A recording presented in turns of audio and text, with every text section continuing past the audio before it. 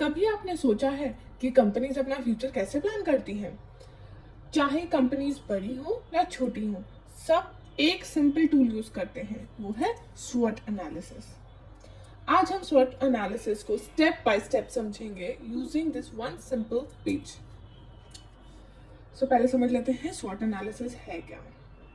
SWOT analysis is a strategic planning tool used by an organization to understand its current position and to plan for the future.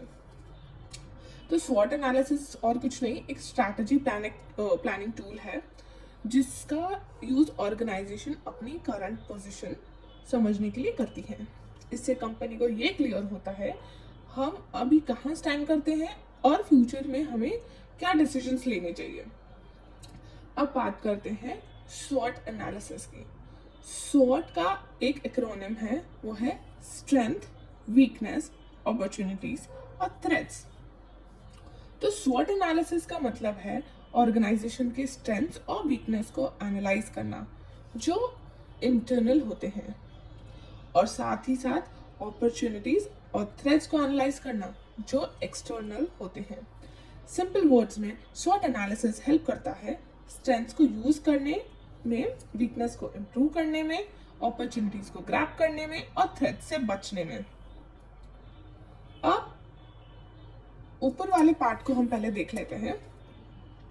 यहाँ strength और weakness के सामने लिखा हुआ है internal. Internal क्यों लिखा हुआ है? क्योंकि स्ट्रेंथ और वीकनेस ऑर्गेनाइजेशन के अंदर से ही आती है। और नेक्स्ट लिखा हुआ है एक्सटर्नल।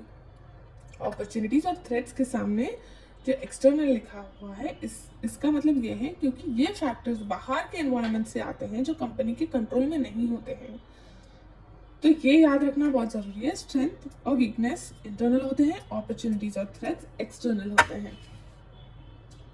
चलते हैं नीचे की तरफ। यह है स्वॉट, SWOT, स्वॉट। अब आते हैं स्ट्रेंथ पे। स्ट्रेंथ का मतलब होता है what the organization does well, या एडवांटेजेस, स्किल्स और असेट्स जो ऑर्गेनाइजेशन के पास स्ट्रॉन्ग है। तो जो चीज कंपनी को दूसरों से बेटर बनाती है वही होती है इसकी स्ट्रेंथ। नेक्स्ट है वीकनेस।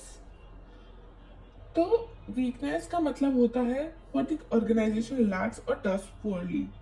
इसमें आता है limitation, weakness area of the organization. ये वो इंटरनल प्रॉब्लम्स होती है जो कंपनी की परफॉर्मेंस को स्लो या वीक बना देती हैं। फिर नेक्स्ट है अपॉर्चुनिटीज। अब बात करते हैं अपॉर्चुनिटीज की। अपॉर्चुनिटीज का मतलब होता है पोटेंशियल एरिया और इम्प्रूवमेंट, ग्रोथ। जैसे न्यू ट्रेंड्स, मार्केट ओपनिंग्स, नए चांसेस जहां कंपनी ग्रो हो सकती है। यह एक्सटर्नल फैक्टर्स होते हैं, और अगर कंपनी इनका सही यूज करे तो प्रॉफिट और ग्रोथ दोनों बढ़ सकते हैं। नेक्स्ट है थ्रेट्स।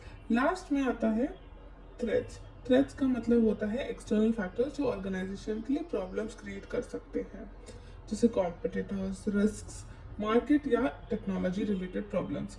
थ्रेट्स कंपनी के कंट्रोल में नहीं होती है, लेकिन अगर इग्नोर किया जाए तो लॉस भी हो सकता है। तो अगर स्वॉट एनालिसिस को शॉर्ट में समझें, स्ट्रेंथ क्या अच्छा करता है, वीकनेस हमें कहाँ वीक है, अपॉर्चुनिटीज हमें कहाँ ग्रो कर सकते हैं, और थ्रेट्स हमें किस चीज़ से डेंजर हो सकता है।